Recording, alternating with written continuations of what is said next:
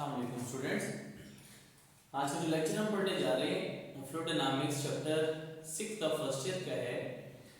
तो टाइटल है वो आपके पास है टर्मिनल वेलोसिटी। देखिए बेटा, टर्मिनल वेलोसिटी से आप फेमिलियर हैं, ये आपने क्लास 9th में भी पढ़ा है जब आप इक्विलिब्रियम पढ़ रहे थे चैप्टर नंबर 4 में टर्निंग इफेक्ट ऑफ फोर्सेस में। वहां पे भी आपको डेफिनेशंस पढ़ाई की थी, वहां पे भी आपको कुछ इसका आइडिया दिया गया था। आज हम इस टर्मिनल वेलोसिटी को हम डिफाइन करेंगे डिटेल के साथ और डिटेल के साथ उसका मैथमेटिकली फॉर्मूलेशंस करेंगे। सबसे पहले देखिए, फॉर एग्जांपल अगर मैं इसकी डेफिनेशन लिखूं तो फिर बाद में इसको आगे फर्दर प्रोसीड करता हूं। डेफिनेशन क्या है इसकी, डिफाइन कैसे करते हैं टर्मिनल वेलोसिटी को कि maximum and constant speed, maximum and constant speed attained by the object, किसी भी ऑब्जेक्ट की मैक्सिमम और कांस्टेंट स्पीड जब वो गेन कर लेता है, when, कब, कंडीशन क्या है, when drag force becomes equals to the weight of object। और ये कब अटेन कर सकता है, जब weight of object बराबर हो जाए ड्रैग फोर्स के। यानी जो आपके पास फॉर एग्जांपल लेट्स से एक ड्रॉपलेट है और वो ड्रॉपलेट नीचे फॉल कर रहा है, तो जाहिर बात है इसका जो वेट होगा उसका वेट भी वर्टिकली डाउनवर्ड एक्ट करेगा। अब इसके ऊपर जो ड्रैग फोर्स लगेगी वो आपके पास अपवर्ड डायरेक्शन में लगेगी। लेट्स से ये आपके पास क्या है, एक ड्रैग फोर्स है। इस टाइम जब वो इनिशियली फॉल कर रहा है तो इनिशियली फॉल करते हुए उसका वेट ग्रेटर है ड्रैग फोर्स से। मैं इस पॉइंट को नाम देता हूं, लेट्स से ये पॉइंट आपके पास क्या है, ए। इस पॉइंट के ऊपर जो वेट है that is greater than F D, तो मैं इसको लिखूंगा weight of the object is greater than drag force. तो जरा देखिए इसके ऊपर टोटल कितनी फोर्सेस एक्ट कर रही है, इक्वेशंस बना लेते हैं हम। इक्वेशन कैसे बनाएंगे, number of forces acting are 3, drag force and weight, और एक नेट फोर्स जो एक्ट करेगी वो क्या होगी, net force that is F net will be equals to weight of the object minus आपके पास क्या आ जाएगा, ड्रैग फोर्स आ जाएगी, because these two forces are in opposite direction and at this time weight of the object is greater than drag force, so we have to subtract drag force from this weight। so आपके पास equation बन गई F net is equals to W minus FD। मैं इस पे बात करता हूं बेटा, पॉइंट ए के ऊपर, at point A, point A के ऊपर उस बॉडी का एक्सेलरेशन क्या होगा, F net according to Newton's second law of motion, whenever we apply some force on the body it will accelerates, और वो जो एक्सेलरेशन मास और फोर्स को आपस में रिलेट करता है वो न्यूटन सेकंड लॉ है। तो उस न्यूटन सेकंड लॉ से F net की जो वैल्यू है वो किसके बराबर आ जाएगी, ma is equals to W, वो किसके बराबर होता है, mg माइनस, और ये आपके पास ड्रैग फोर्स किसके बराबर आ जाएगी, 6 पाई eta rv। ठीक है, तो ये आपके पास एक इक्वेशन बन गई है। अगर इसको मॉडिफाइड करते हैं हम, यहां पे देखिए m यहां पे m नहीं है, तो मैं इस m को अपनी तरफ से जब लगाऊंगा तो बेटा m is equals to mg minus 6 pi eta rv।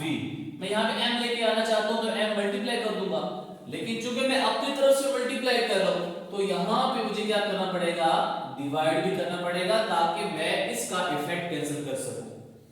अब लेफ्ट साइड में जो ma लिखा हुआ है इसको आप एज इट इज लिखें, ma is equals to, right side में देखिए m कॉमन आ रहा है तो m को बेटा यहां कॉमन ले ले, तो बन जाएगा g minus 6 pi ईटा और v और सब डिनोमिनेटर में जो m है वो एज इट इज आ जाएगा।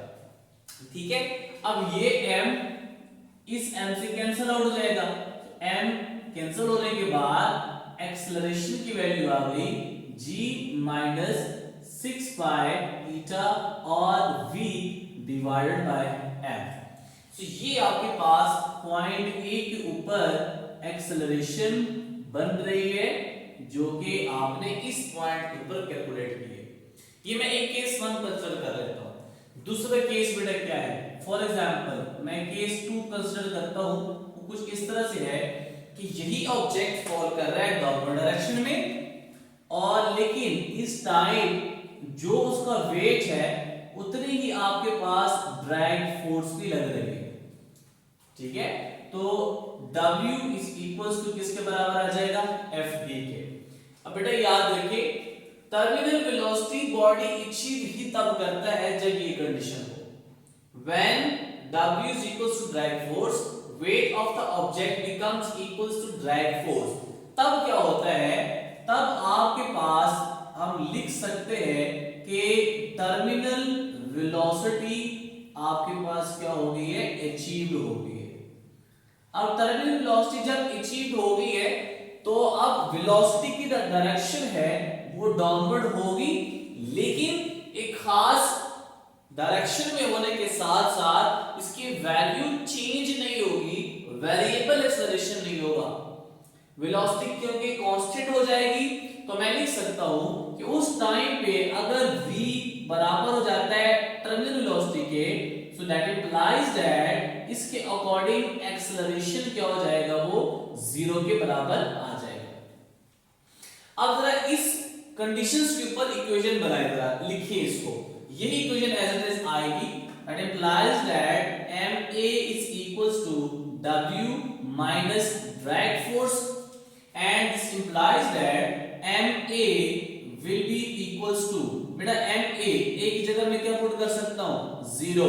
that implies that mg minus drag force की वैल्यू होती है 6 पाई ईटा और v।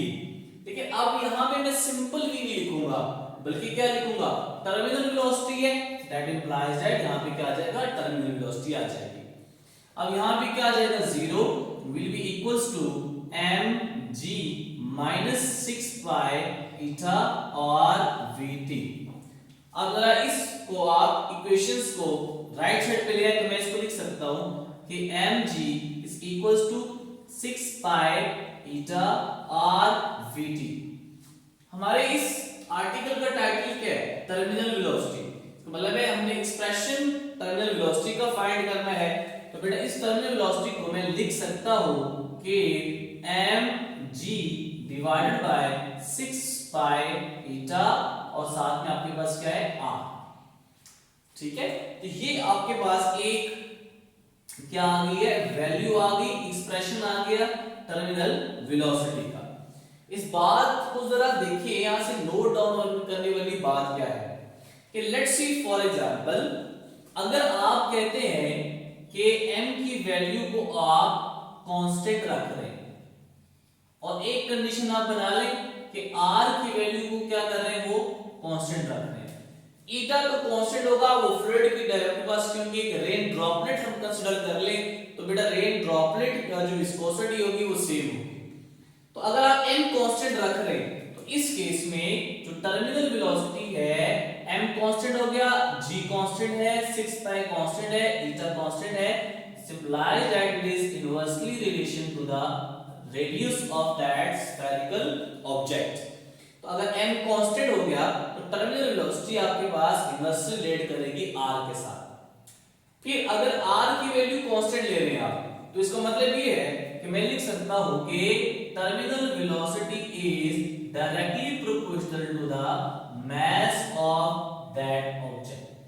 ये चीज लिखवाने का मकसद क्या है कि इससे रिलेटेड आपके बहुत सारे एमसीक्यूज बन सकते हैं, पेपर पॉइंट ऑफ व्यू से और entry test point of view से क्वेश्चंस बन सकते हैं। अब ये आपके पास एक टर्मिनल वेलोसिटी की एक्सप्रेशन हम और भी मॉडिफाइड कर लेते हैं। क्यों? क्योंकि हमने पीछे ड्राइविंग फोर्स के लिए कंडीशन क्या पढ़ी कि ड्राइविंग फोर्स सिर्फ और सिर्फ स्फेरिकल ऑब्जेक्ट्स के लिए वैलिड होता है। तो अब स्फेरिकल ऑब्जेक्ट्स का कोई ना कोई मास भी होगा और वो एक फ्लूइड है, उसकी डेंसिटी भी होगी, उसका वॉल्यूम भी होगा। तो हम अब इसको जरा मॉडिफाइड करते हैं। मैं इसको जरा नाम देता हूं, लेट्स से बेटा ये आपके पास क्या इक्वेशन ए है। तो बेटा अब मैं स्टार्ट कहां से कर रहा हूं, फॉर स्फेरिकल ऑब्जेक्ट्स, अगर कोई भी ऑब्जेक्ट स्फेरिकल है तो उसके लिए मैं इसको मॉडिफाइड करता हूं। तो बेटा वो क्या हो जाएगा, रो किसके बराबर होता है, मास पर unit volume, that implies that m is equals to rho v। इसको जरा आप नाम दे दें इक्वेशन 1। अब कोई भी स्फेरिकल ऑब्जेक्ट है तो स्फेरिकल ऑब्जेक्ट का जो वॉल्यूम होता है वो किसके बराबर होता है, 4/3 पाई r क्यूब। इसको जरा आप इक्वेशन नंबर 2 कहते हैं। अब हम क्या करें, पुट करें इस इक्वेशन 2 को इक्वेशन 1 में, put equation 2 in equation 1 we get, this implies that m is equals to rho as it is, v की जगह मैं क्या लिखूंगा, 4/3 पाई r क्यूब। इसको जरा आप इक्वेशन का नाम दे दें b का, ठीक है। आपके पास यहां पे मास है इक्वेशन a में, इसको जरा आप रिप्लेसमेंट करें। तो पुट करें इक्वेशन b को in equation a we get. Equation b को आप इक्वेशन a में पुट करें तो ये बनेगा terminal velocity will be equals to, m की जगह क्या आ जाएगा, rho into 4/3 pi r cube, और साथ में बेटा यहां पे g मल्टीप्लाई हो रहा है तो ये एज इट इज लिखता हूं, डिवाइडेड बाय डिनोमिनेटर में क्या है 6 पाई ईटा r। अब जरा इसको जहां पे कैंसिलेशन हो सकती है इसको कैंसिलेशन कर लेते हैं। तो बेटा ये क्या बनेगा, पाई की वैल्यू इस पाई से कैंसिल हो जाएगी, r पे एक स्क्वायर की पावर इस r से कैंसिल हो जाएगी। तो ये बनेगा v terminal is equals to rho into 4/3 है, डिनोमिनेटर में ये चला जाएगा डिनोमिनेटर में, और बेटा आपके पास यहां क्या बच जाएगा r स्क्वायर, और साथ में क्या है g, और डिनोमिनेटर में क्या है 6, और साथ में क्या है ईटा। तो ये वैल्यू आपके पास यहां पे बच गई है। अब और भी मॉडिफाइड करते हैं, सॉल्व करते हैं। 2 2s are 4, 3 2s are 6, so terminal velocity is equals to, ये बन जाएगा 2 डिवाइडेड बाय 3 3s are, यहां से देखिए ये मल्टीप्लाई हो जाएगा 9, और यहां पे क्या है रो g r square divided by क्या है ईटा है। तो ये अब आपके पास एक और फार्मूला बन गया टर्मिनल वेलोसिटी का, ठीक है।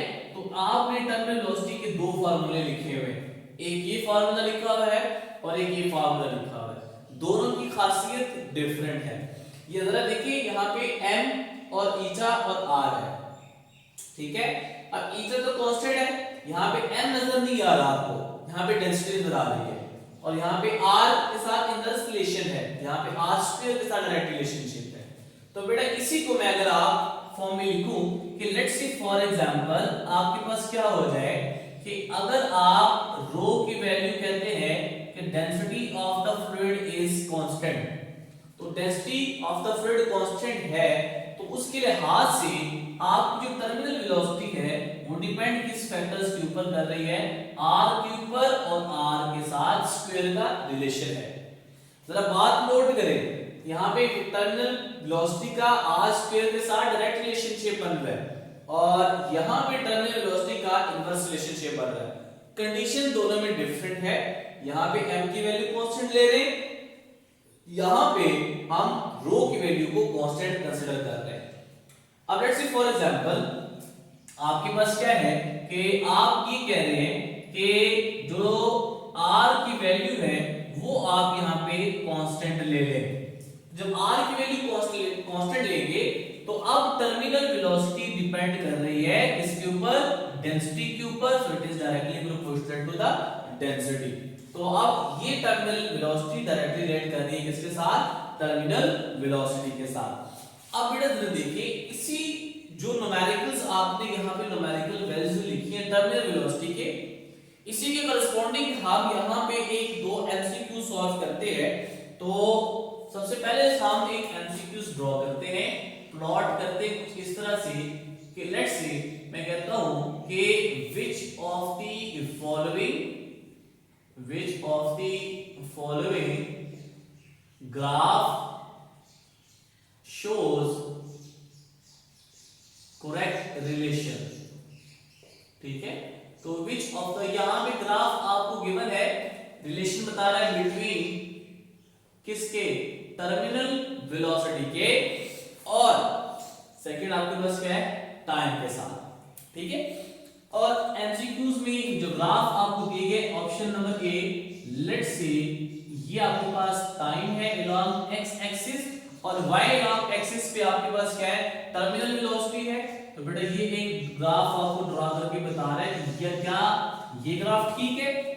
दूसरा बेटा ग्राफ आपको कुछ इस तरह से ड्रॉ करके बता रहा है कि एक्स एक्सिस पे बेटा आपके पास टाइम है, वाई एक्सिस पे बेटा आपके पास टर्मिनल वेलोसिटी है, और आप ये बताएं कि क्या ये रिलेशन ठीक बनता है या नहीं बनता। तीसरा जो ग्राफ है वो कुछ इस तरह से है कि ये आपके पास terminal velocity along Y axis है और टाइम अलोंग एक्स एक्सिस है, और यहां पे जो ग्राफ बनता है वो कुछ ये बनता है। And the last is, let's say आपके पास कुछ ये बनता है ग्राफ कि एक terminal velocity along Y axis, time is along X axis. तो ये ग्राफ बन रहा है, आपने ये बताना है कि कौन सा वाला जो ग्राफ है वो करेक्ट रिलेशनशिप बता रहा है between terminal velocity and time. तो जरा देखें, आप डेफिनेशन पे वापस आए। डेफिनेशन क्या कहता है कि maximum and constant speed obtained by the object। तो कांस्टेंट स्पीड कब होती है, और अभी हमने यहां पे एक और चीज मैंने बताई बेटा कि जब वेलोसिटी टर्मिनल अचीव कर लेता है तो वहां पे एक्सेलरेशन क्या हो जाता है, जीरो। तो इसका मतलब ये कि अगर इस ग्राफ में जरा देखें तो ये वाला जो आपके पास बन रहा है डायग्राम, ये ग्राफ बन रहा है, ये ग्राफ आपके पास क्या है, यहाँ पे करेक्ट बन रहा है। अच्छा, इसी से हम एक और क्वेश्चन करते हैं बेटा, एक और एमसीक्यूज हम सॉल्व करते हैं। कुछ इस तरह से है एमसीक्यूज के, टू ऑब्जेक्ट्स है या टू आयरन बॉल्स है, the ratio of terminal velocity, the ratio of terminal velocities of two balls of two lead balls having radii, जिनका रेडियस आपको गिवन है और उन रेडियाई की जो रेशियो है, having radii रेशियो इज 1:3। दो आपके पास बॉल है और बॉल कौन से वाले हैं, किस मेटल के हैं या किस ऑब्जेक्ट किस तरह के बने हुए, लेड बॉल्स हैं, उनकी रेडियल रेशियो 1:3 है। आप ये बताना है कि टर्मिनल वेलोसिटी की रेशियो क्या बनेगी, और ऑप्शन आपको दिए जाते हैं यहां पे।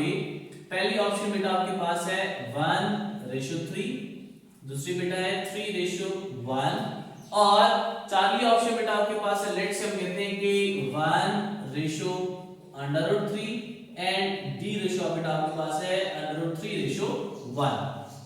ठीक है, आपको पहले बताया बेटा कि एमसीक्यूज में आपने ये चीजें मद्देनजर रखनी है कि क्या चीज आपको गिवन कर रहा है और क्या चीज आपको कांस्टेंट दे रहा है। तो इसमें अगर आप देखिए तो लेड बॉल्स है, तो लेड बॉल्स की तरह देखें तो ये कहता है कि रेडियाई डिफरेंट है सिर्फ, इसका मतलब है कि रेडियाई कांस्टेंट यहां पे नहीं है। जब रेडियाई कांस्टेंट नहीं है उसका मतलब ये हुआ कि रो की वैल्यू यहां पे क्या दे रहा है, वो कांस्टेंट दे रहा है। So vt is directly proportional to r²। इसके अकॉर्डिंग अगर आप सॉल्यूशन बनाएं इसका, तो मैं इसको सॉल्व कुछ इस तरह से कर सकता हूं कि vt is directly proportional to r²। तो जरा देखिए आपके पास क्या बनेगा, मैं फॉर एग्जांपल इसको मैं कहता हूं कि vt divided by vt prime is equals to r² या r1², और इसको मैं कह देता हूं कि r प्राइम स्क्वायर या फिर r 2 का स्क्वायर लिख सकता हूं। तो रेशियो आपको गिवन है, तो बेटा आप इसको कैसे लिखेंगे? ये आपको गिवन है बेटा 1 डिवाइडेड बाय 3 और उसके ऊपर बेटा क्या है? स्क्वायर। तो बेटा ये क्या बन जाएगा? आपके पास क्या बन जाएगा बेटा? ये 1 डिवाइडेड बाय 3 है, तो ये आपके पास बनेगा vt, इसकी डायरेक्टली यहां पे लिखें तो ये बन जाएगा स्क्वायर। और बेटा आप इसको लिखेंगे कि vt divided by vt prime, ये बन जाएगा 1 डिवाइडेड बाय 9। ठीक है, तो बेटा 1 डिवाइडेड बाय 9 आप इसको इस तरह भी लिख सकते हैं कि 1 रेशियो अंडर रूट, आपके पास क्या बन जाएगा यहाँ पे 3। तो ये आपके पास यहाँ पे क्वेश्चन बन सकता है। इसका आंसर कुछ ये है, बिकॉज के यू वी यहाँ पे देखें, मैं इसको इस तरह भी लिख सकता हूँ बेटा, यहाँ पे स्क्वायर अगर ना भी ले लूं तो मैं इसको इस तरह लिख सकता हूँ कि V T prime is directly proportional to R square का स्क्वायर रूट। ठीक है, या इसको मैं इस तरह भी लिख सकता हूँ कि अगर मैं यहाँ पे स्क्वायर रूट दोनों तरफ ले लेता हूँ तो मैं इसको लीनियर पावर में लिख सकता हूँ कि वी टी का square root is directly proportional to R. ये दोनों फार्मूले मैं इसके ऊपर लगा सकता हूँ। तो जरा देखिए, मुझे इक्वेशंस के साथ देखने और ऑप्शन देखनी है। तो V T square root is directly proportional to R. ठीक है, तो अगर आपको ये कह देता है कि रेडियाई की रेशियो है और बेटा आपके पास टर्मिनल वेलोसिटी की रेशियो बताएं, तो बेटा फिर आप इसको यहाँ पे लिखेंगे कि the ratio of terminal velocity of two lead spheres having ratio is 1:3। तो आप बताएं कि रेडियाई की रेशियो क्या है, तो उसके लिहाज से जो ठीक ऑप्शन बनेगी वो आपके पास बनेगी 1:3। इस तरह पहला एमसीक्यू बेटा सॉल्व किया हमने कि वो अगर आपको यहाँ पे टर्मिनल वेलोसिटी रेशियो पूछ लेता है तो फिर आपके पास आएगा 1:3 या 1:9, और फिर अगर आपसे ये पूछा जाता है तो उसके लिहाज से 1:3 आपका ऑप्शन यहाँ पे ठीक बनेगा। एक और क्वेश्चन हम सॉल्व करते हैं बेटा इससे रिलेटेड, और वो क्वेश्चन बेटा कुछ इस तरह से है, लेट्स से फॉर एग्जांपल आपके पास जो स्फीयर है वो है, एक स्फीयर है जिसका मास है 2 ग्राम, दूसरा स्फीयर है जिसका मास है 4 ग्राम, तीसरा स्फीयर है जिसका मास है 6 ग्राम, और फोर्थ आपके पास है जिसका मास है यहाँ पे m इज इक्वल्स टू 8 ग्राम। तो यहां से क्वेश्चन पहला क्या बनेगा?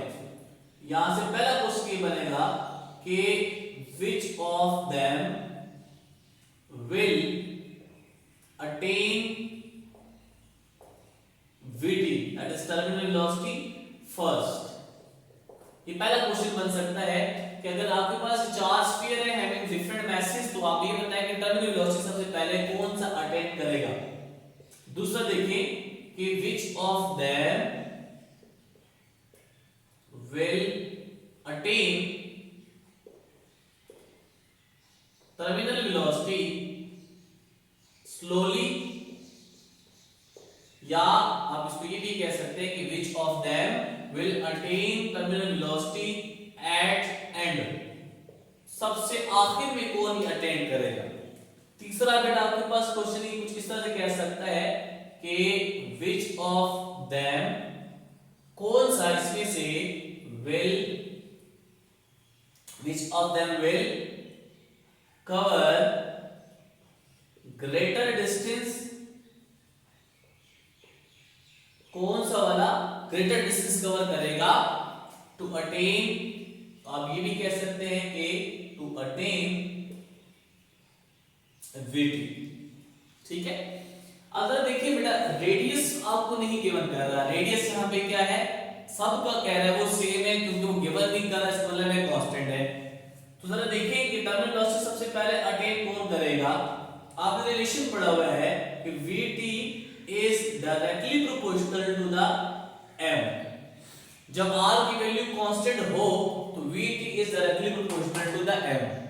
अब जिसका मास कम है, इसका मतलब ये हुआ कि जो 2 ग्राम वाला है उसकी स्पीड टर्मिनल वेलोसिटी वो स्लोली जाएगा, मतलब कि आपके पास ये 2 ग्राम वाला मास है तो स्पीड आपके पास जाएगा और जल्दी से वो क्या कर लेगा, वो अटेन कर लेगा टर्मिनल वेलोसिटी से। ठीक है, इसका मतलब ये है कि यहाँ पे जो आंसर आप लिखेंगे वो आपके पास है m इज इक्वल्स टू 2 ग्राम। तो 2 ग्राम वाला टर्मिनल वेलोसिटी जल्दी अटेन करेगा बाकी के मुकाबले में। So which of the following will attain vt at end, वही रिलेशन दोबारा यूज करेंगे आप। तो क्या है बेटा, इसका आंसर क्या लिखेंगे आप कि vt is directly proportional to m।